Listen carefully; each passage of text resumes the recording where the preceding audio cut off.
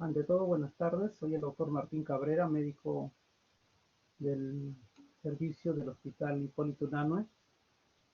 Hoy nos toca hablar un tema bastante frecuente, que son lo que son degeneraciones osteoarticulares.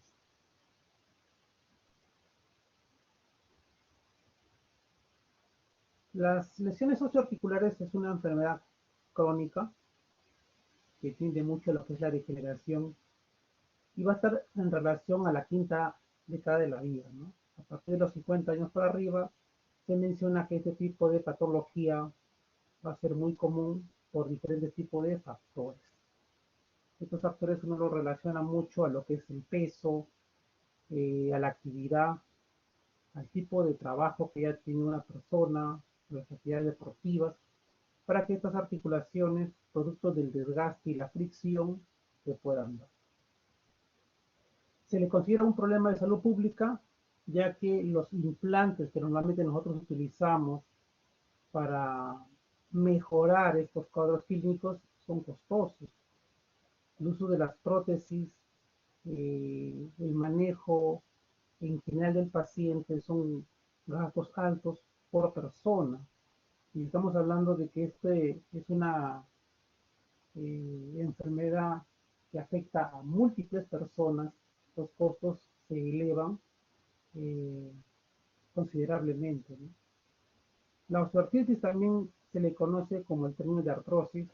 El término, bueno, si etimológicamente nosotros vemos osteoartritis, vemos un proceso inflamatorio, ¿no?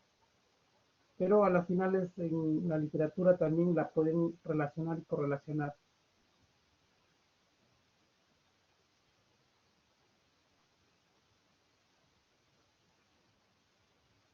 Según la epitiopatogenia de esta enfermedad, se menciona que hay múltiples factores que pueden desencadenar esta lesión.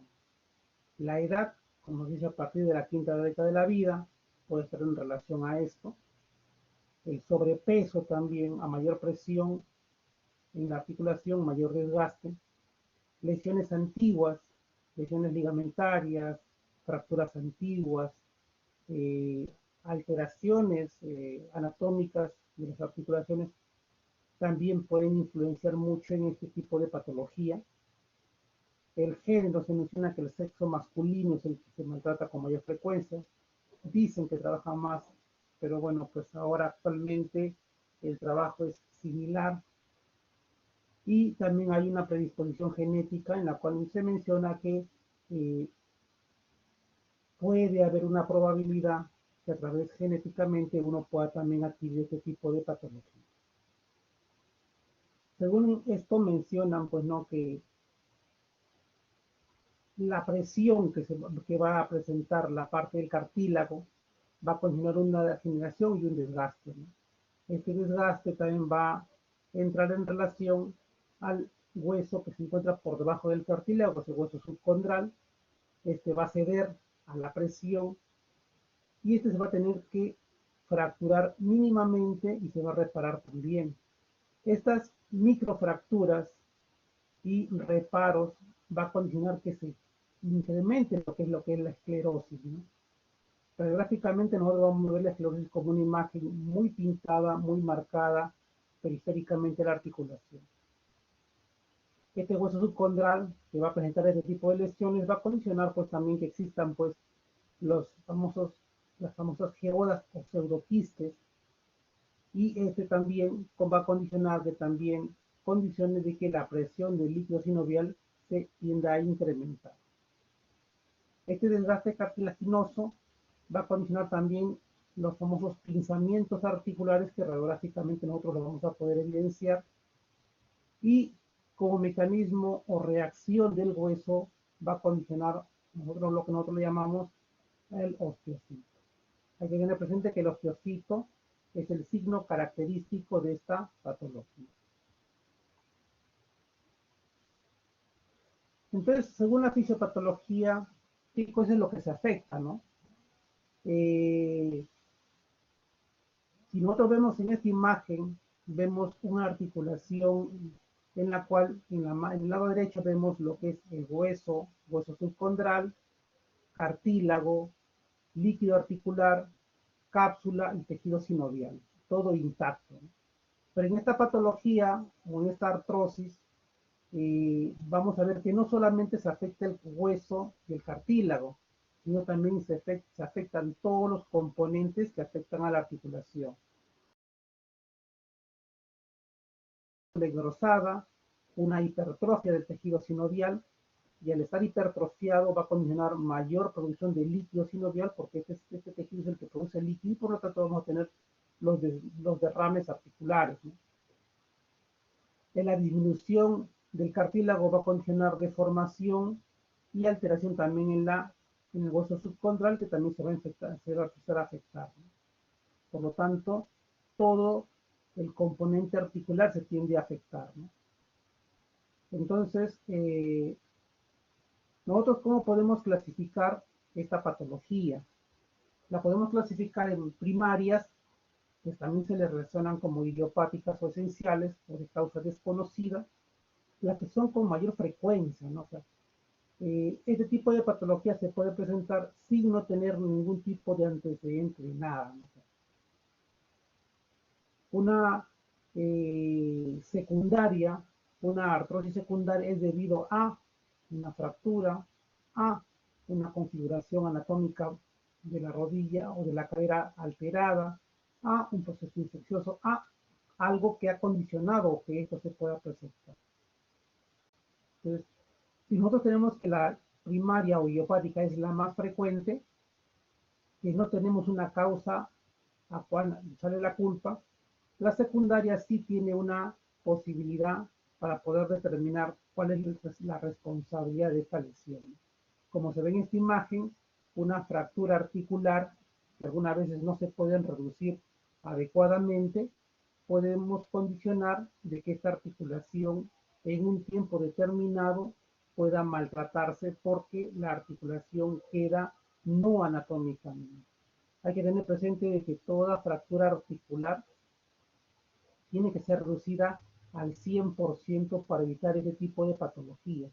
Y si nosotros vemos una articulación que no fue reducida al 100% y es una articulación que soporta carga de peso, por lo tanto vamos a tener lamentablemente una articulación que va a condicionar a una artrosis en mediano o en largo plazo.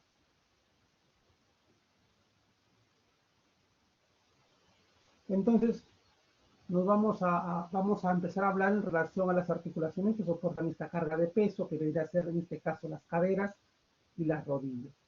Y nosotros nos podemos hablar en relación a las caderas, una artrosis de cadera también se le considera o se le conoce como coxartrosis. Esta coxartrosis, como se va a ver en esta imagen, vamos a ver cabezas totalmente degeneradas dependiendo también de la gravedad y del grado de lesión, para que yo pueda confirmar y ver qué tipo de tratamiento sería el más recomendable para cada persona. Hay que tener presente de que toda lesión que nosotros podamos tener, hay que tener no solamente ver la imagen, sino en global a todo el paciente, ¿no? Porque yo puedo tener acá una artrosis bilateral de caderas, pero yo no sé si este paciente es diabético, es hipertenso, es parapléjico, tiene disminución de las proteínas. O sea, hay que verlo como una entidad global, no solamente como una fractura en sí.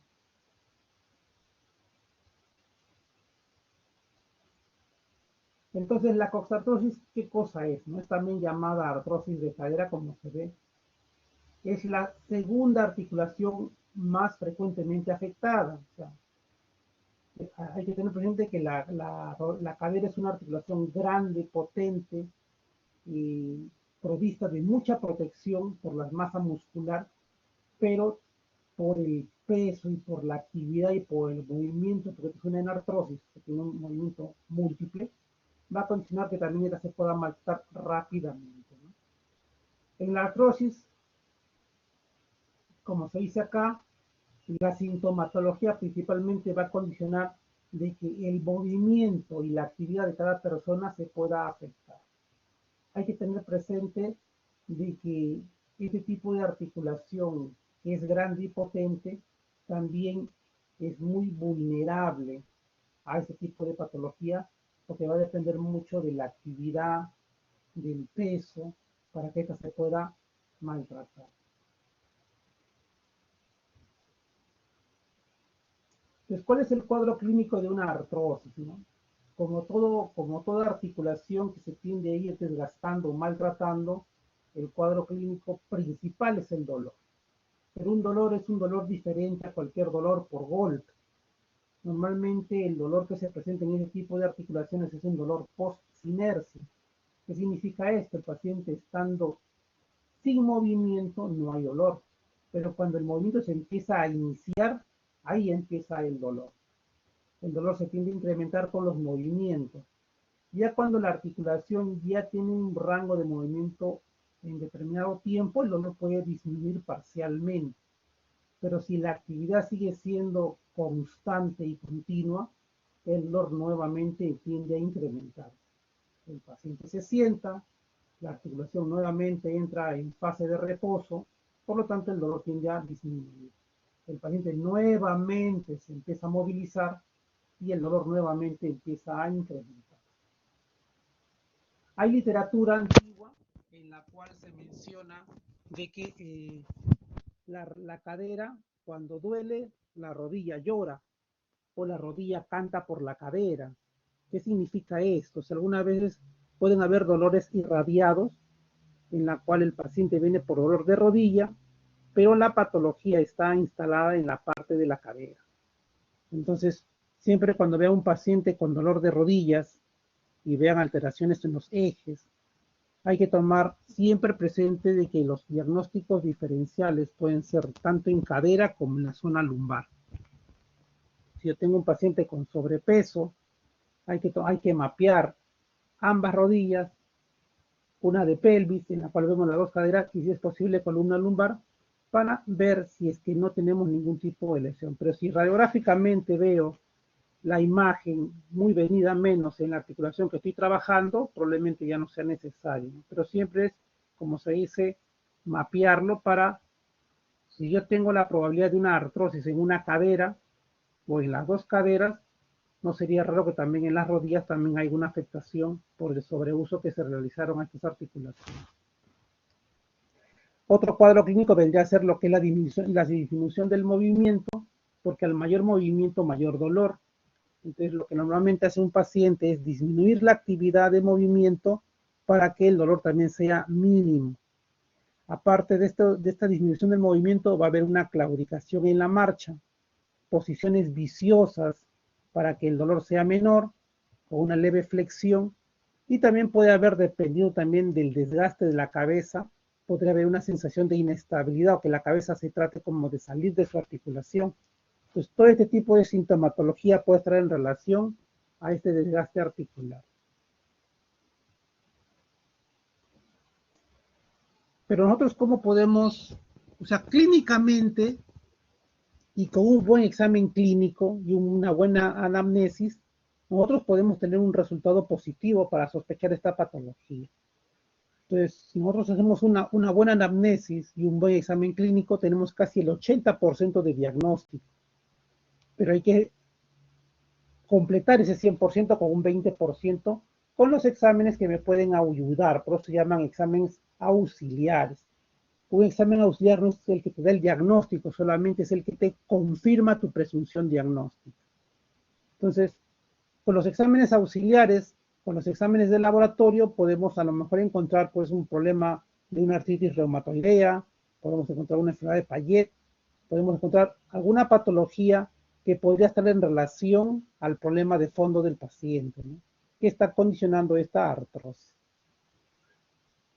Pero el examen más característico para nosotros confirmar esta patología vendría a ser una radiografía, ¿no?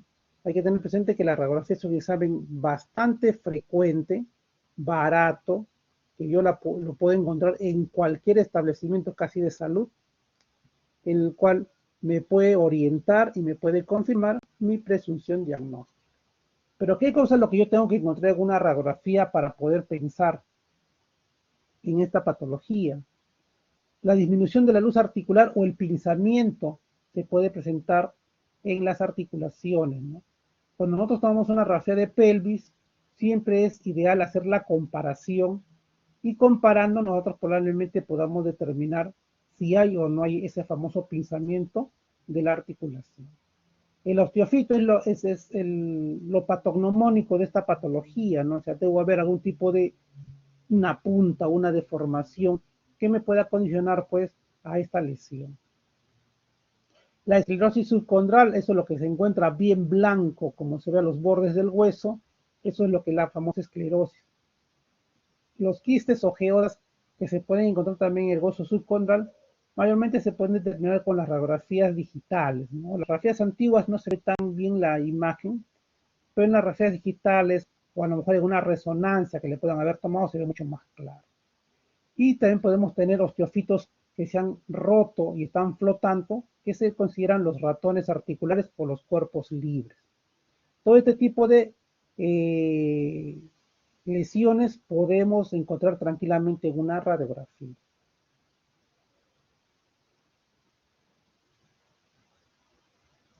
Pero también nosotros tenemos que tener diagnósticos diferenciales, porque no solamente porque la cadera duele, hay artrosis y se acabó. Pueden haber enfermedades que pueden condicionar de forma secundaria, como las artritis reumatoideas o las enfermedades de Lecca-Alvé-Perthes o las necrosis vasculares de las cabezas femorales, las enfermedades de la gota o la enfermedad de Payet, también me pueden condicionar esta patología. Entonces, con los exámenes de laboratorio yo podría hacer un screening y de poder diferenciar y poder determinar cuál podría ser la causa probable de la lesión, ¿no? Procesos infecciosos también me pueden condicionar dolores en la cadera que puedan ser cerca a la zona, una celulitis, eh, o los problemas tumorales a nivel de la zona lumbar o patología lumbar que pueden dar un dolor irradiado hacia la cadera, como las ciáticas, como se menciona, deben ser diagnosticadas adecuadamente para nosotros confirmar la patología. Pero teniendo una buena radiografía, por ejemplo, podemos dar un diagnóstico certero y preciso. Y si tuviera algún tipo de duda al hacer la comparación de cadera con cadera, podría pues asumir ya en una radiografía, si no podría ser una tomografía o una resonancia, siempre y cuando sospeche de algún tipo de enfermedad que no me puede dar clara la imagen de una radiografía.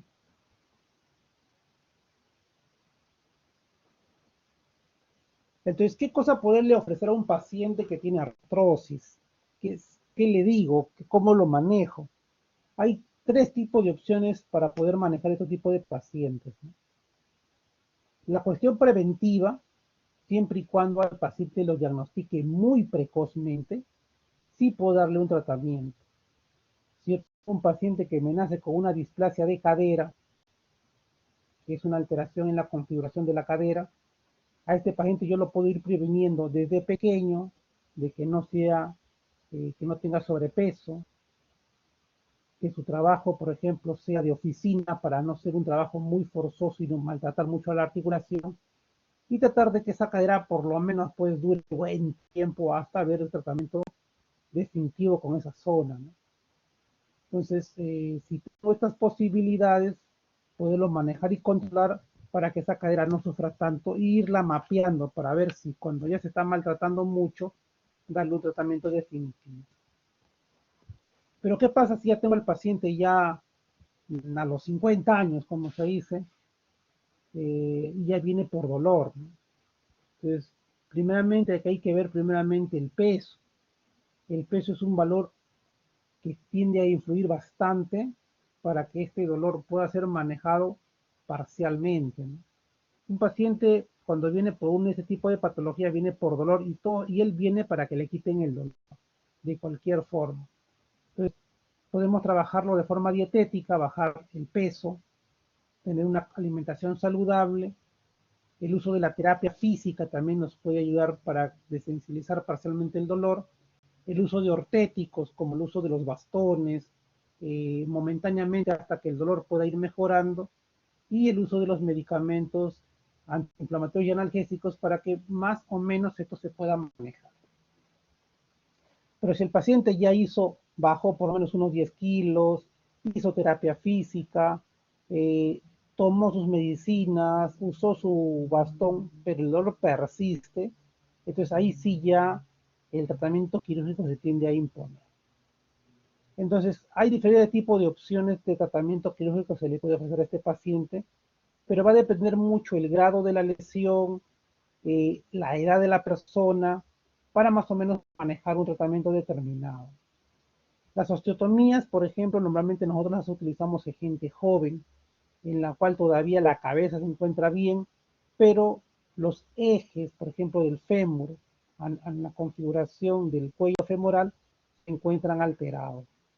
Si ustedes se acuerdan, una articulación coxofemoral, el ángulo cérvico-diaficiario es más o menos 130 grados. Alguna vez este ángulo puede ser muy agudo, de 120, 100 grados, posicionando una coxa vara, o mayores a 130, 140, 150, considerándose una coxa valga, ¿no? La artrodesis es otra opción de tratamiento cuando nosotros tengamos un proceso infeccioso. Cuando nosotros tenemos un proceso infeccioso, no se puede colocar ningún tipo de implante metálico, porque en este implante metálico la infección se va a colonizar, eh, creando lo que es una película, lo que es el biofilm, en el implante, condicionando pues que este implante condicione el proceso infeccioso, ¿no? Otra opción también de tratamiento podría ser ya lo que son los reemplazos articulares o las prótesis en sí, que me pueden quitar el dolor, pero no me limita el movimiento.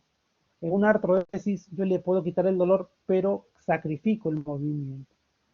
Y otra cirugía podría ser lo que es la operación de Girleston, que es dejar una cadera flotante, específicamente en pacientes que no tienen mucha actividad, mejor dicho, postrados, pacientes que tienen problemas neurológicos de fondo, pacientes que no caminan, pero este tipo de patología le produce mucho dolor, entonces alguna vez uno retira la cabeza femoral, que viene a estar desgastada, o alguna vez en las fracturas también, y se la deja en el aire, ¿no? Condicionando que no le duela, el efecto de cambiarlo en la cama, movilizarlo, no le condicione ningún tipo de dolor, pero que no le voy a quitar ningún tipo de calidad de vida.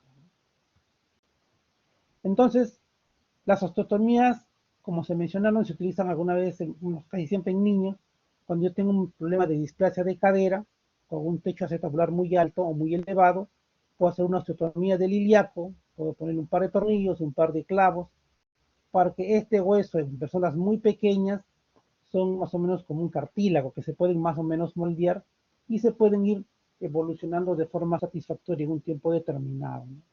Hay que tener presente que alguna vez ese tipo de enfermedades que se pueden encontrar en el recién nacido, en las personas muy jovencitas, este tipo de tratamiento no significa que es un tratamiento curativo, sino mejora un poco lo que es por ejemplo, si yo tengo en este caso esta displasia de cadera, vemos que la cabeza no está impactada totalmente al acetábulo. Entonces, si yo bajo el acetábulo, como se ve acá, estimulo que la cabeza crezca, gane volumen y cuando este paciente a lo mejor necesite operarse, ya voy a tener por lo menos dónde poder colocar mis implantes, ¿no?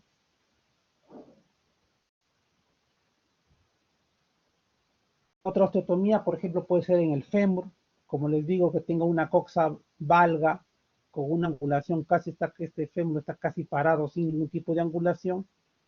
Esto me va a condicionar a futuro una deformación en el nivel de la cabeza femoral, por lo tanto, al hacer una osteotomía en la parte de la zona subtrocantérica y al cambiarle el eje, voy a mejorar la configuración y voy a evitar que esta cabeza femoral se desgaste más rápido y por lo tanto alargar el tiempo de esta articulación para en un futuro determinado hacerle un tratamiento si amerita reemplazo articular.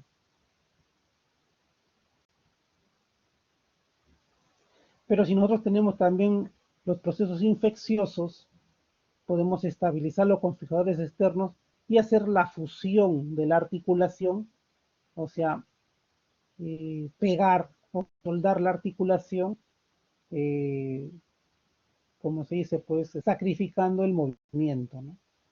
Entonces, lo ideal es siempre tener pues la posibilidad de moverlo, pero algunas veces no se puede dar esa posibilidad.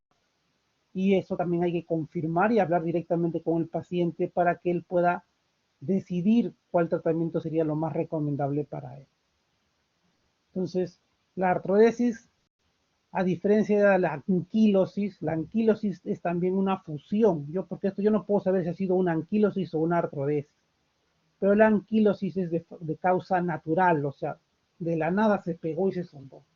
La artrodesis es a través de la mano del cirujano. Esa es la gran diferencia de una con la otra. Y esta es la operación de Girleston, por ejemplo, es sacar la cabeza y dejar la articulación en el aire, una articulación flotante. Por lo tanto, al no haber fricción de hueso con hueso, el dolor va a disminuir y va a desaparecer. Pero esto no es para caminar, por eso está indicado específicamente para pacientes que no caminan, que están postrados, están como se puede decir, en posición vegetal, que solamente de la cama lo sientan a la silla de ruedas, de la silla de ruedas lo sientan a la cama para que pueda descansar y no caminan, ¿no? Entonces, este tipo de cirugía está indicado para esto. Hay que tener presente también cuando se utilizan o se realizan las artroplastías y hay que sacar parte de la articulación. Algunas veces cuando tenemos procesos infecciosos que no se pueden controlar y hay que retirar los implantes, me va a quedar también más o menos algo así. Por lo tanto, también es un dolor de cabeza, o sí, las infecciones de las prótesis, porque limitan el movimiento posteriormente, acortan el miembro y haces que el paciente tenga una vida muy, muy complicada, ¿no? Pues este tipo de cirugía de Girleston, como les digo, está indicada específicamente en ciertos pacientes, no en todos, ¿no? Entonces, siempre en mis preguntas que yo les hago en los exámenes, siempre les pongo algunos datos como la edad, ser dependiente o independiente, qué tanta actividad hacen para que ustedes puedan decidir cuál tipo de tratamiento van a elegir.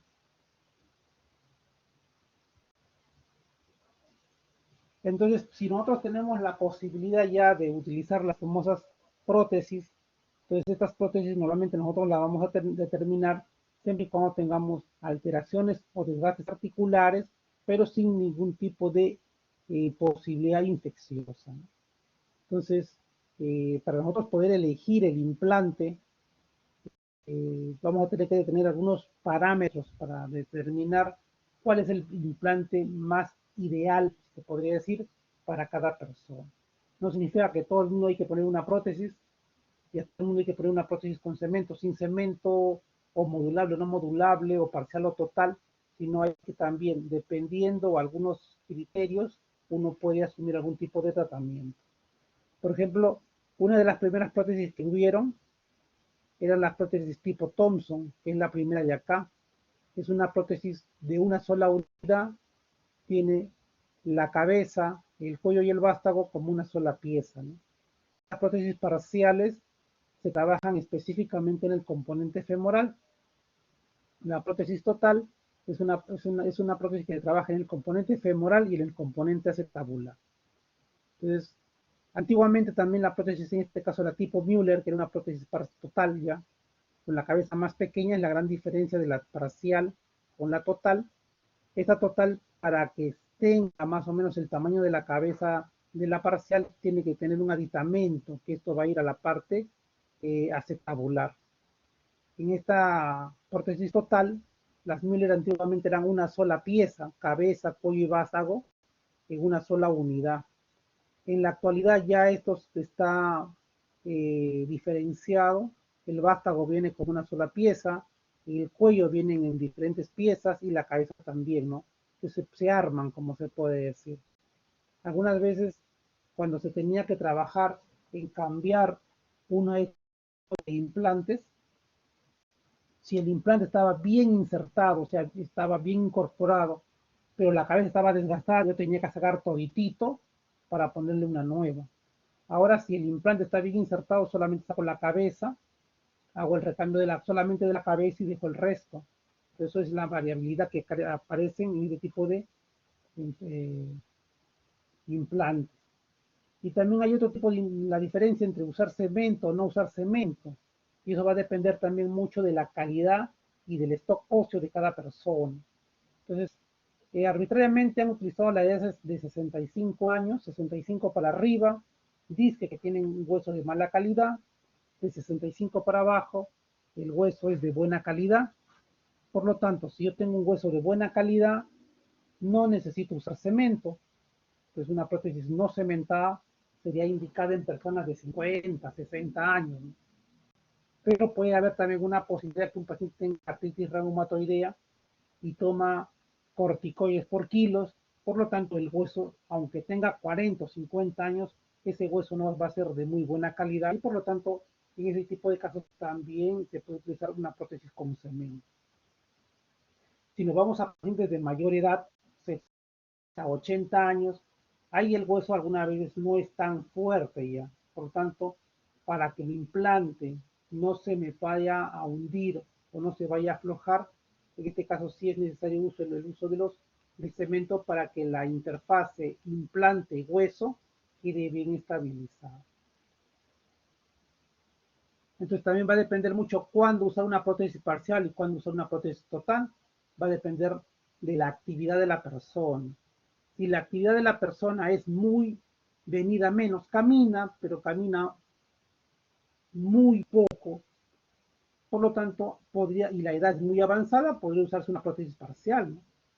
Pero si estamos hablando de una persona, pues, de, supongamos, pues, 50 años, que es independiente, total, hace su vida normal, y camina de aquí para allá y de allá para acá, entonces ponerle una prótesis parcial voy a hacer que el acetábulo se maltrate mucho y se deforme, porque acá solamente el implante va a pegarse al acetábulo, mientras que el implante, la prótesis total, el implante acetabular se trabaja y se pone como si se este casquete, ¿no? Entonces, en un paciente que es independiente total, la prótesis total es lo mejor, ¿no? Entonces, por ejemplo, si nosotros vemos en esta imagen radiográfica, acá vemos una prótesis parcial solamente en el componente femoral, más no en el acetábulo, y si esta actividad es mínima, esta cabeza no va a empezar a deformar el acetábulo porque la actividad va a ser mínima. En un paciente, en este caso acá tenemos una prótesis total con el componente femoral y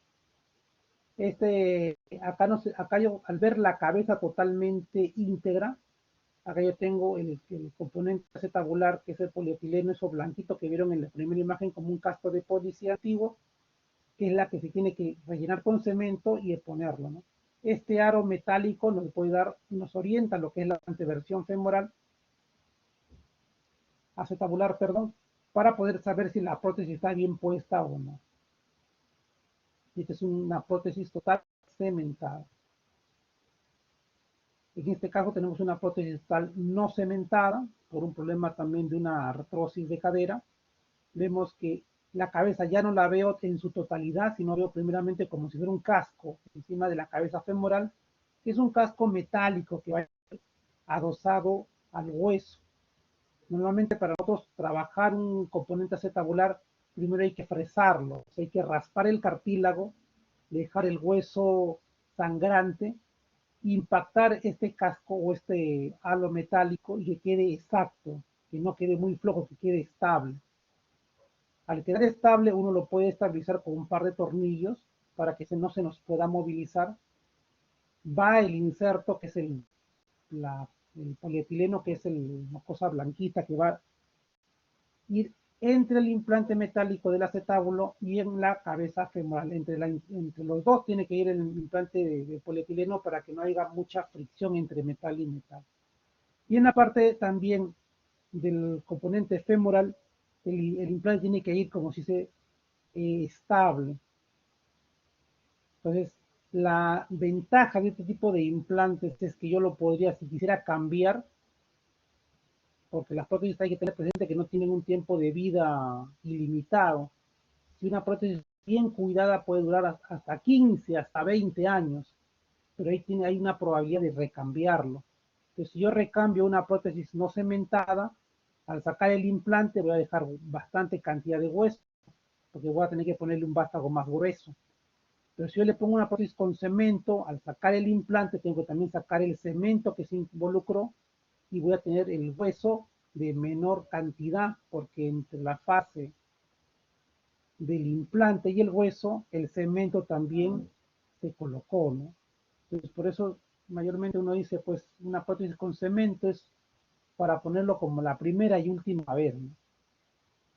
Las prótesis sin cemento tienes la posibilidad de cambiarlo, porque estas prótesis se ponen en gente relativamente joven, yo le digo joven a partir de los 40, 50, ¿no? Entonces, si yo tengo una probabilidad de cambiarlo y se le puso a los 50, a lo mejor a los 70 o a los 65 hay que cambiar porque se aflojó, se movió, ¿qué le pasó? Y tendríamos por lo menos una buena cantidad de hueso para poder incrustar el otro implante.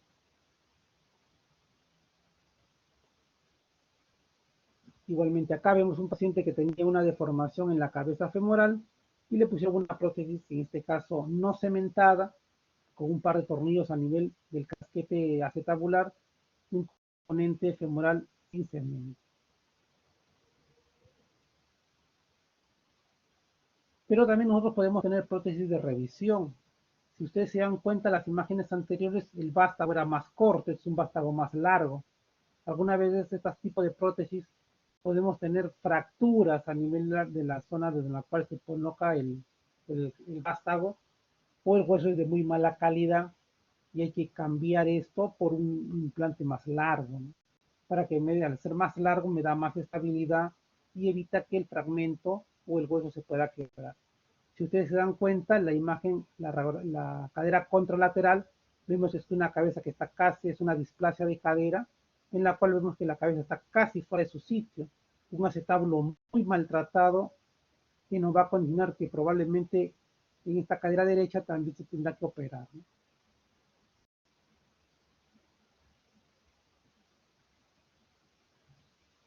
Pero también hay complicaciones, o sea, no es que yo le pongo la prótesis y todos contentos, todos felices. Las complicaciones de las prótesis como complicaciones son bastantes, ¿no? Y una de las complicaciones más complejas es la famosa infección, ¿no? La infección periprotésica, la infección de la prótesis es un gran dolor de cabeza para el cirujano y para el mismo paciente, ¿no?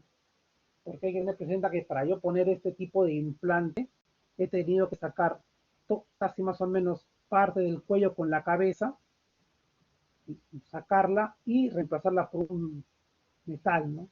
Pero si esto se infecta, hay que sacar el implante metálico y va a quedar un hueco.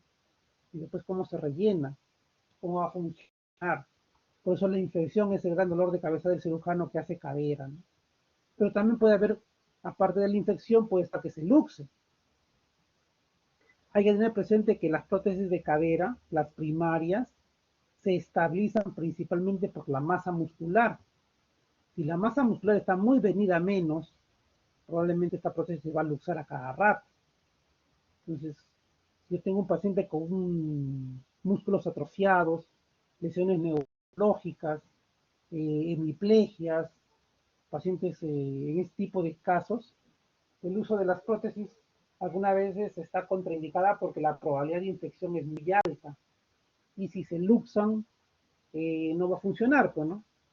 Entonces, para ese tipo de pacientes hay otro tipo de prótesis que son las prótesis de doble movilidad, que se adaptan eh, el acetábulo con el componente femoral y es como se dice, es casi como engranadas, como se dice, ¿no?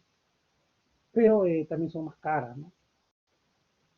También, aparte de las luxaciones, tenemos que tener las fracturas que se encuentran cerca a la articulación o las fracturas que se encuentran cerca al componente o al implante, que se fracture, por ejemplo, cerca de donde se ha puesto el implante, que son las fracturas periprotésicas, y por lo tanto hay que cambiar el implante por uno más largo para darle mayor estabilidad y a lo mejor hacer algunos cerclajes con alambre o con eh, aditamentos especiales para darle estabilidad a esa zona. Podemos también tener las trombosis venosas profundas o lesiones o las alteraciones a nivel de las arterias que son frecuentes, que se dan. Por eso actualmente se utilizan pues anticoagulantes ya de forma estandarizados para evitar este tipo de problemas, ¿no? Lesiones neurovasculares también, el uso también de los cementos, eh, la manipulación puede lesionar también algunos vasos, algunos nervios, y también pues hasta se puede morir el paciente, ¿no? Como complicación. Por eso siempre para hacer este tipo de cirugías hay que estar, al paciente hay que estudiarlo bastante bien para evitar este tipo de secuelas, ¿no? O complicaciones. Entonces acá tenemos, por ejemplo, una trombosis venosa profunda, como se ve acá, un miembro más aumentado de volumen, rojo en relación al otro lado. Y en este lado también una fractura periprotésica, una fractura que se encuentra cerca a la cortical interna, en la cual el implante ingresó, pero se fracturó. La causa puede haber sido durante la cirugía o después de la cirugía, eso se tendría que determinar, ¿no? Pero en este tipo de casos, estas complicaciones que son frecuentes, sí nos pueden dar bastante dolor de cabeza para poder mejorar el estado general del paciente. Pero ¿qué pasa si yo se me infecta una prótesis, por ejemplo? ¿No? Hay que sacar todo esto, el componente femoral con el componente acetabular algunas veces, cuando todo está nosotros podemos hacer los mapeos y vemos que la secreción sale exclusivamente de la articulación, hay que lamentablemente retirar todo, ¿no? Pero si yo retiro todo, como se dice, el que va a barranco pierde el banco, el espacio que va a quedar donde estuvo el implante protésico se va a llenar de fibrosis.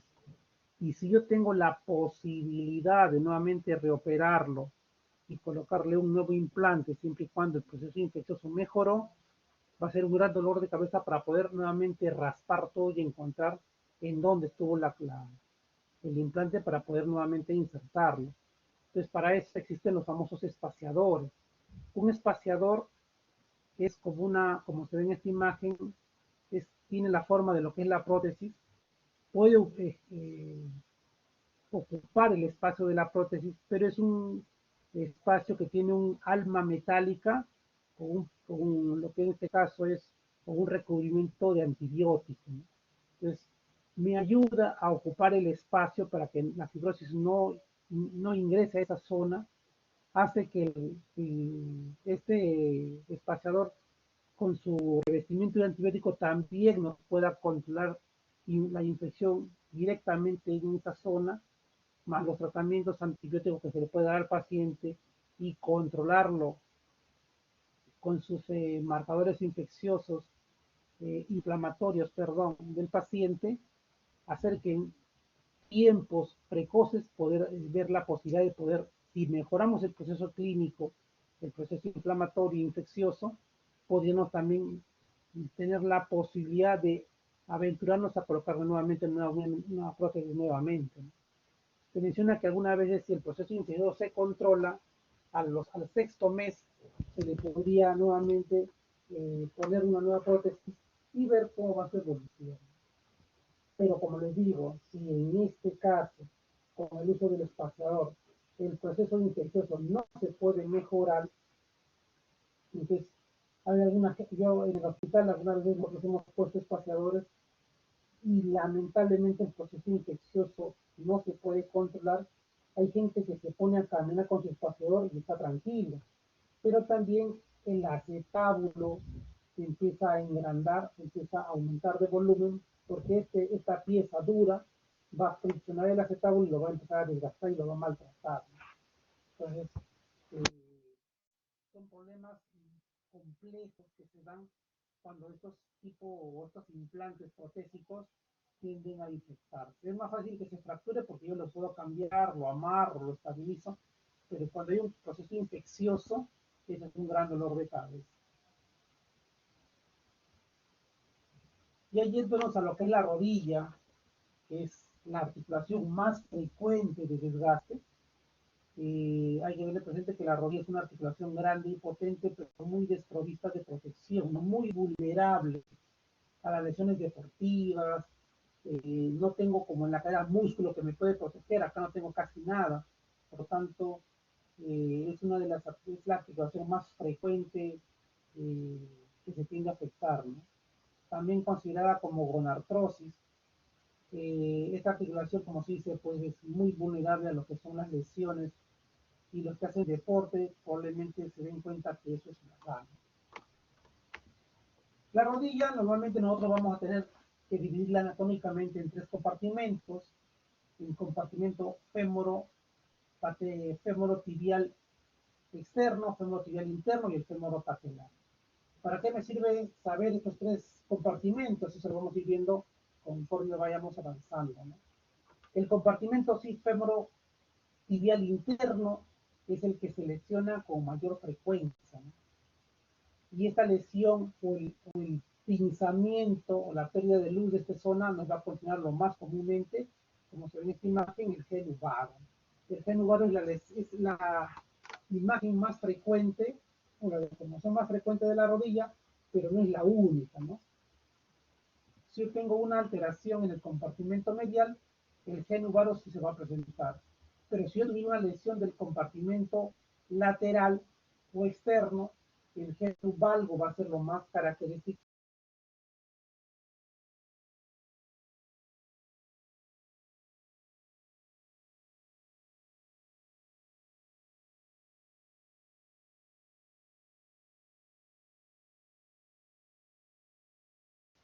Va a haber una marcha también lenta, va a estar en una sensación de que no puede pisar bien, una sensación de inestabilidad por el dolor. Como le duele al movimiento, van a haber músculos que no van a trabajar mucho y por lo tanto van a ser un poco atrofiados. Va a haber rigidez y crujido a nivel de la articulación. Y como les digo, pues la deformación más frecuente va a ser el genu varo, ¿no? Siempre y cuando el compartimento interno sea el afectado. Entre los exámenes auxiliares que nosotros podemos tener, la radiografía es el examen por excelencia para poder dar un diagnóstico precoz de esta patología. Pero acá hay un detalle: para que yo pueda saber y pueda tener mi genu varo en mi radiografía, tengo que tomarle al paciente la radiografía parado, porque si lo echo al paciente en una camilla, la presión del cuerpo desaparece y la rodilla automáticamente, su genu varo desaparece. Y si yo le tomo una radiografía, voy a ver como una rodilla normal.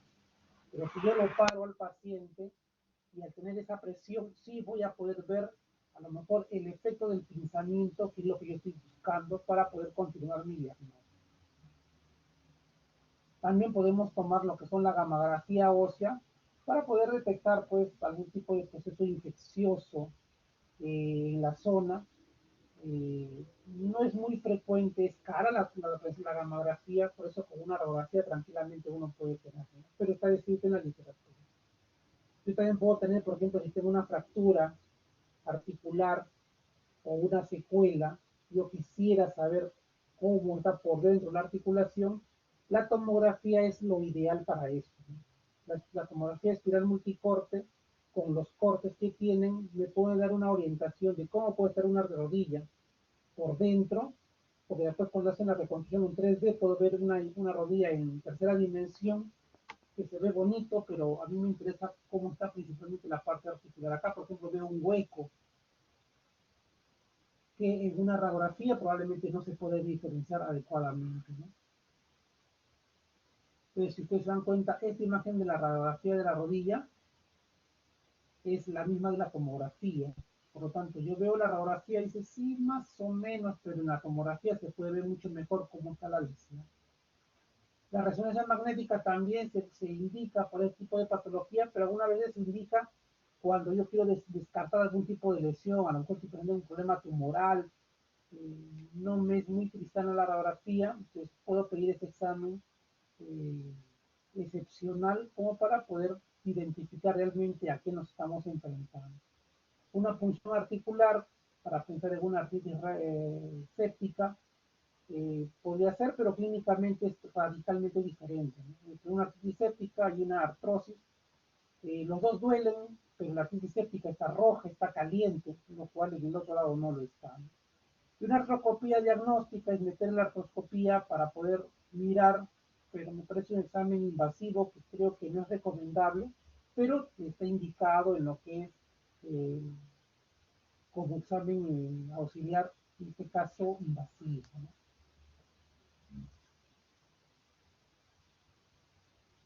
Los tratamientos que nosotros podemos ofrecerle a estos pacientes con artrosis, la terapia dietética también es indicada principalmente para que si baja de peso va a haber mayor presión en la zona y por lo tanto mejor el cuadro doloroso puede mejorar, ¿no?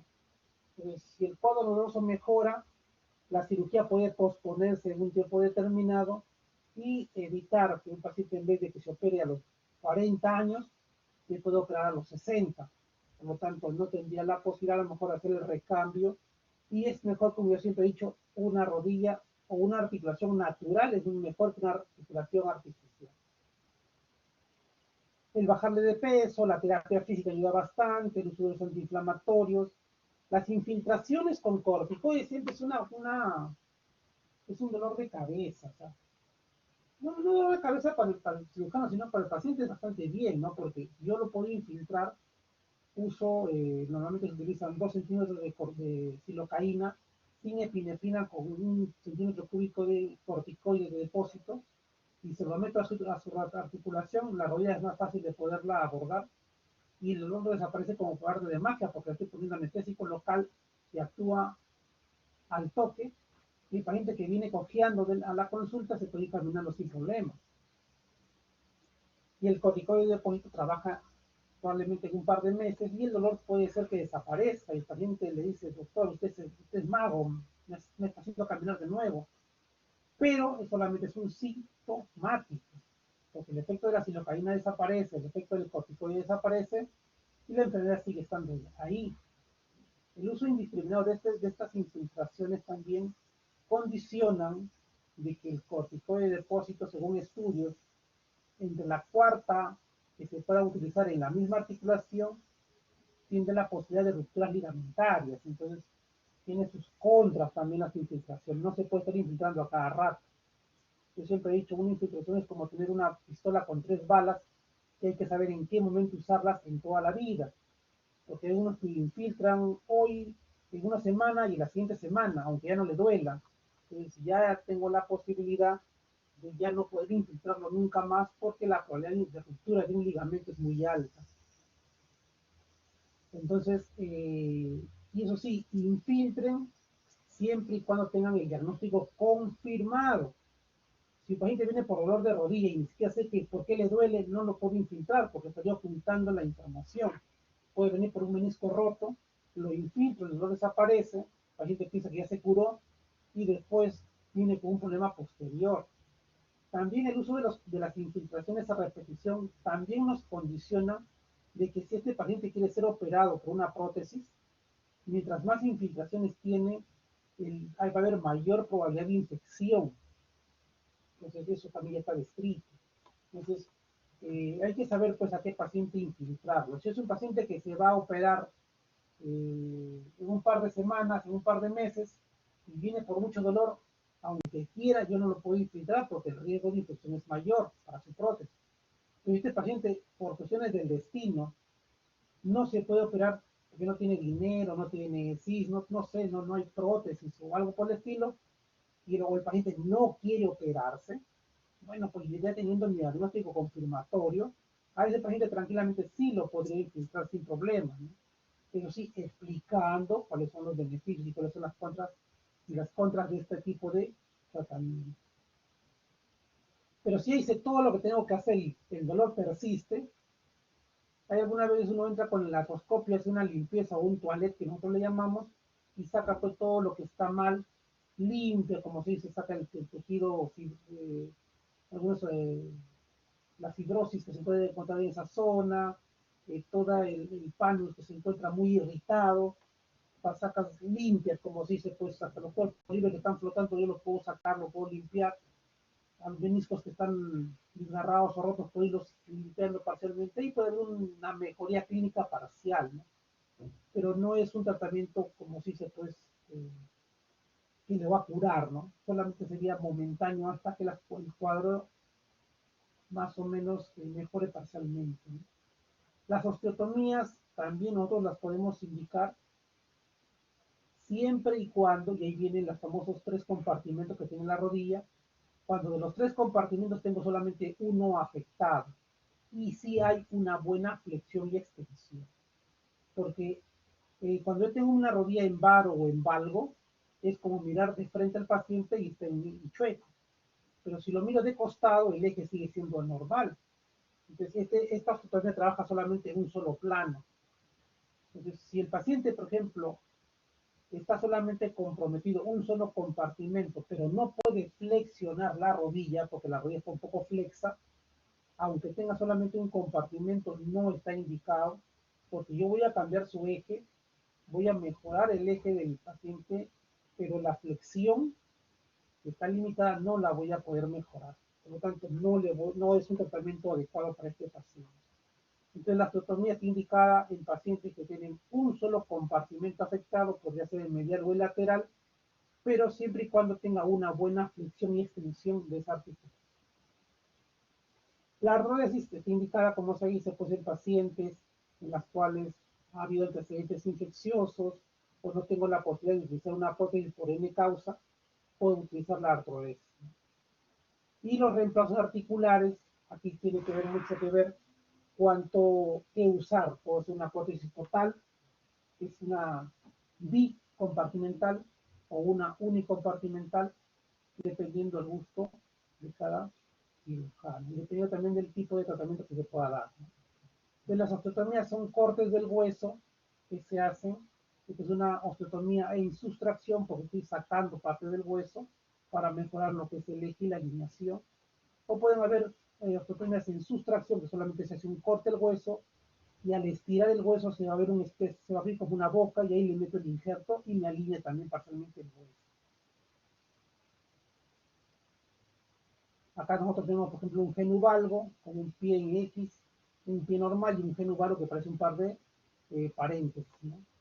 Entonces, normalmente, cuando nosotros teníamos un genuvaro, hacíamos un corte en la tibia, como se ve en este caso de acá, y se le ponía la placa para osteotomía, ¿no? Cuando teníamos un genuvalgo, normalmente trabajábamos en el fémur, hacíamos un corte, uníamos hueso con hueso y le poníamos su implante, ¿no? Pero ahora que actualmente hay placas especiales en las cuales nosotros podemos trabajar tanto en tibia como en fémur, diferentemente sea valgo o bar, ¿no? Antiguamente eran las placas de Coventry, que son placas como si se hacía una osteotomía. O sea, por ejemplo, acá vemos que tengo un genu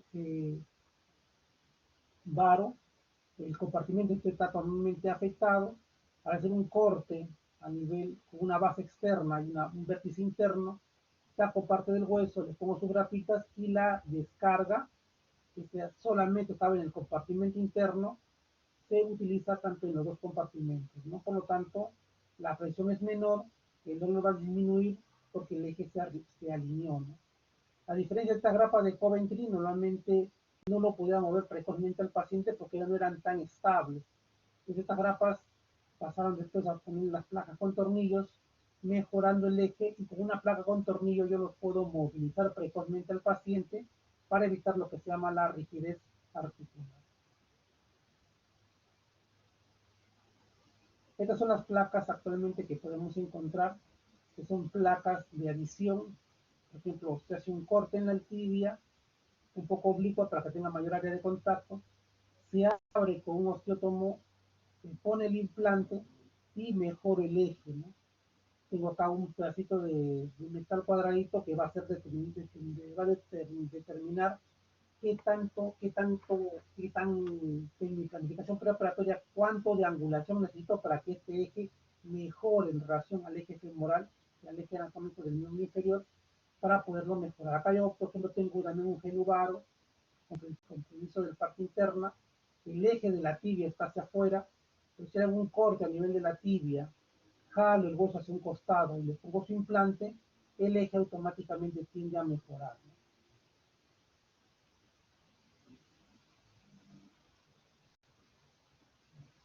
Igualmente acá tenemos un genuvalgo, ya se va hacia la parte externa. Si yo veo, por ejemplo, la compresión específicamente en el cóndilo lateral, al hacerle una osteotomía también oblicua, para que tenga mayor área de contacto y la formación de hueso se pueda presentar, y alivio mi hueso, el eje va a mejorar adecuadamente, ¿no? Acá se ve también una osteotomía en adición, en la cual hago un corte, abro el hueso como si se pues como queriendo abrir un pan, cuando lo corto y lo abro, le pongo el implante y este implante va a entrar con un angulímetro, como se ve acá, un osteotomo, en la cual entra, veo exactamente cuántos grados necesito para alinear esto y le pongo el inserto correspondiente para solamente poner los clavitos y estabilizarlo. Algunas veces en este espacio se rellena con injertos de hueso o hasta con la misma sangre del paciente tiende a formarse lo que es la consolidación del implante, de la fractura. Entonces son diferentes tipos de técnicas que nosotros podemos utilizar antes de usar las famosas prótesis, ¿no?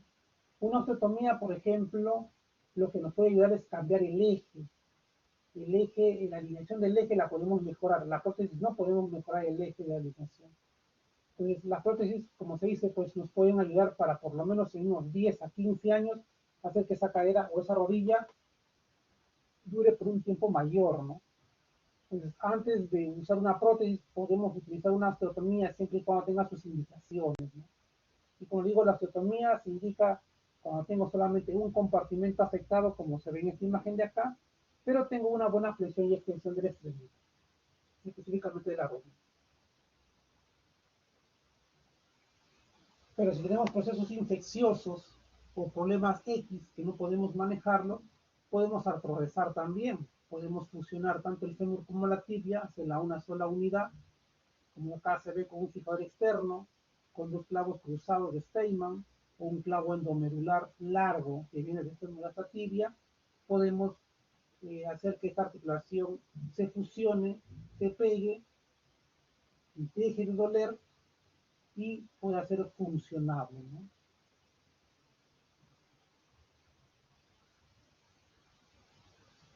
Igualmente acá tenemos un fijador externo, podemos funcionar la articulación. Para hacer una artrodesis hay que entrar, sacar el cartílago, dejar hueso con hueso para que esto se pueda funcionar. Si dejo cartílago, eso no va a funcionar. Acá tengo una ferretería que le han puesto una doble placa con múltiples tornillos, pero al usar múltiples tornillos también tengo la posibilidad de que al dejar muy rígida la zona, el implante se pueda romper y se pueda fatigar. Acá hay un clavo endomedular también de fémur a tibia que me da la posibilidad de que este hueso se pueda consolidar con una estabilidad relativa, formando callo y haciendo que la evolución, dependiendo del cuadro clínico del paciente, sea adecuada.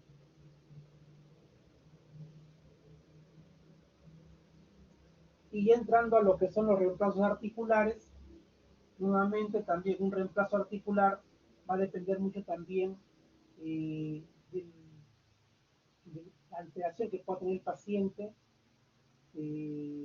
la movilidad que pueda tener. Si este paciente, como les digo, su flexión y extensión está bien limitada, aunque tenga un solo compartimento afectado, probablemente también es indicada una prótesis, ¿no? Porque en la prótesis mejor lo que es el dolor y mejor lo que es la función de la articulación. Es una prótesis total, componente femoral, como componente tibial y el componente patelar. Hay que tener presente que este blanquito, que es el inserto, que es el polietileno, tiene también que estar entre las dos carillas metálicas, tanto de la tibia como la del fémur, ¿no? Algunas veces cuando uno hace los cortes, y tenemos cortes que deben ser paralelos a la fractura, a la articulación, estos implantes o estos insertos pueden ser de diferentes tamaños para poder encontrar el tamaño ideal para poder estabilizar adecuadamente la rodilla. Hay que tener presente que las prótesis de rodilla hay que ser bien exacto para colocarlo, porque si pierdo un eje o estoy alterado en algunos grados, la prótesis no va a funcionar bien. A diferencia de la cadera, no hay que ser tan exacto, porque la prótesis es eh, más permisible, como se dice, para tener la alineación adecuada y correcta, ¿no? Podemos dejarlo un poquito, a lo mejor no tan derecho y funciona normal en la cadera, pero en la rodilla hay que ser exactos para mejora un poco lo que es la alineación.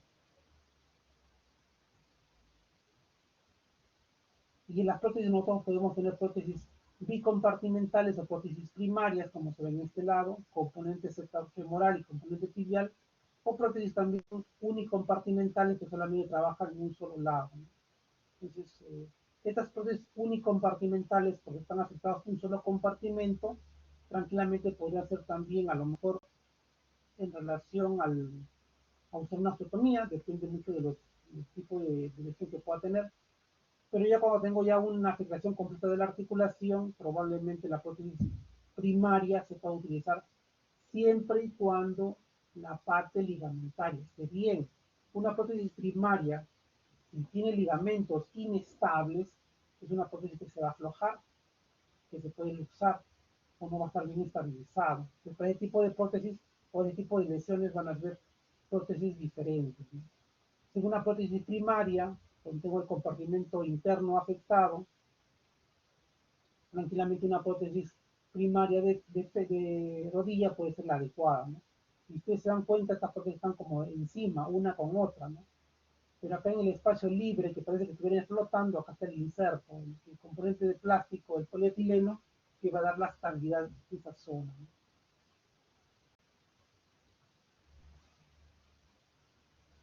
Igualmente acá tengo nuevamente un genuvaro y con su implante protésico adecuado.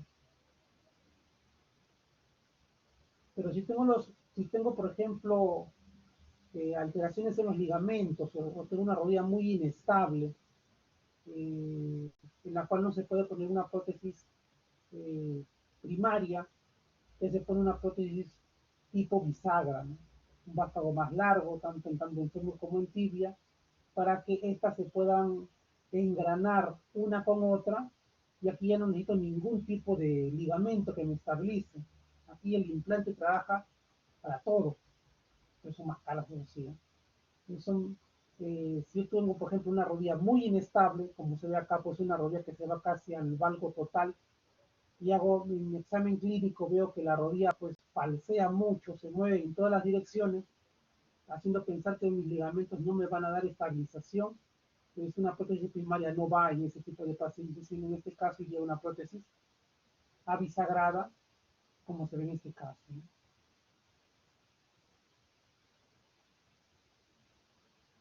Pero también hay complicaciones en la prótesis de rodilla, ¿no?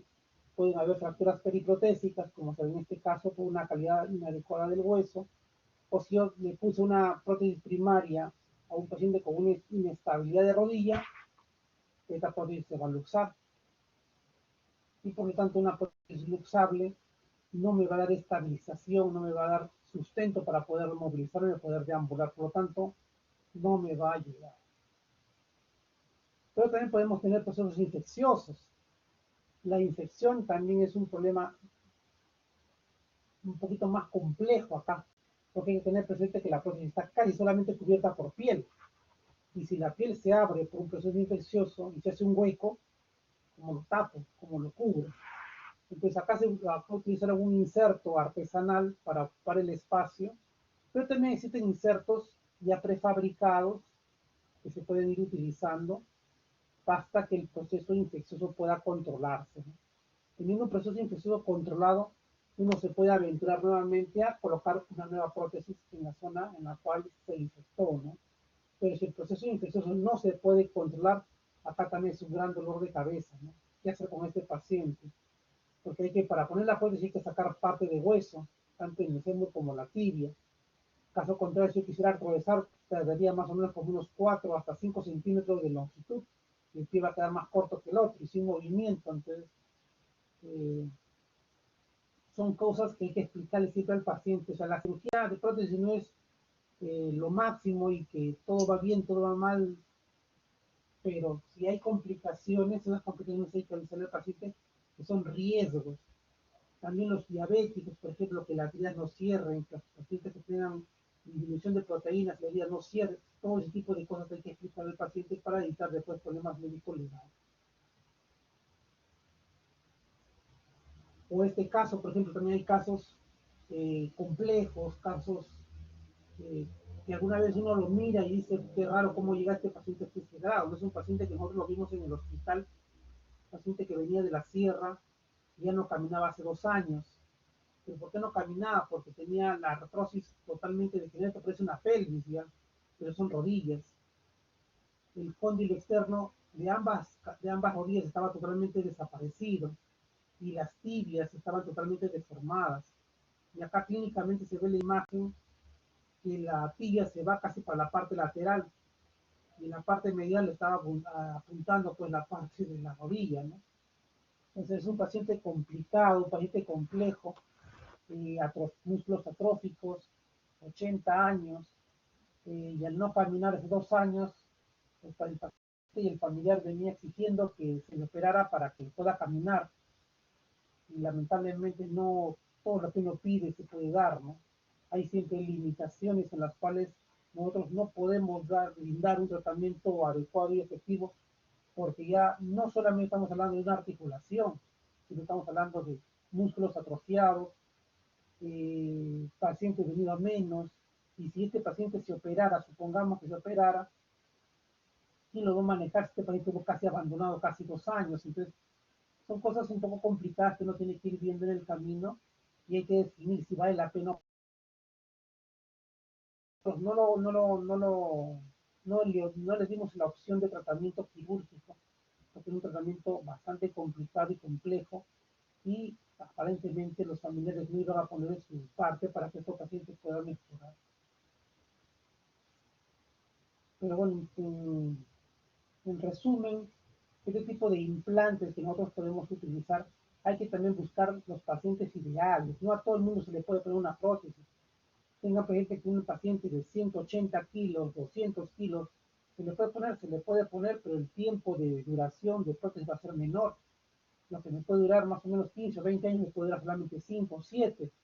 Y tendría que nuevamente reoperarlo. Por eso hay este tipo de pacientes, uno de los tratamientos o una de las indicaciones podría ser buscar unos pacientes ideales, ¿no?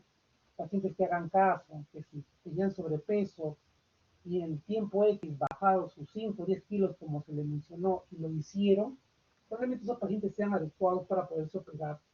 Pero un paciente que venía con sobrepeso y se dijo que baja de peso y regresa a los 4 o 5 meses y encima viene con más sobrepeso, entonces ese paciente no es un paciente ideal para operar porque va a ser un paciente problemático. Entonces, si alguien ingresa a lo que es traumatología, escojan los pacientes adecuados. No a todo el mundo se le puede operar, porque siempre los pacientes van a buscar lo más fácil, pero no van a colaborar.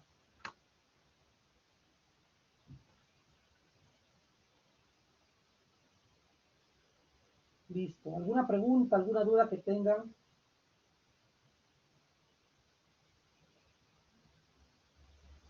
Pueden levantar la mano si tienen alguna pregunta.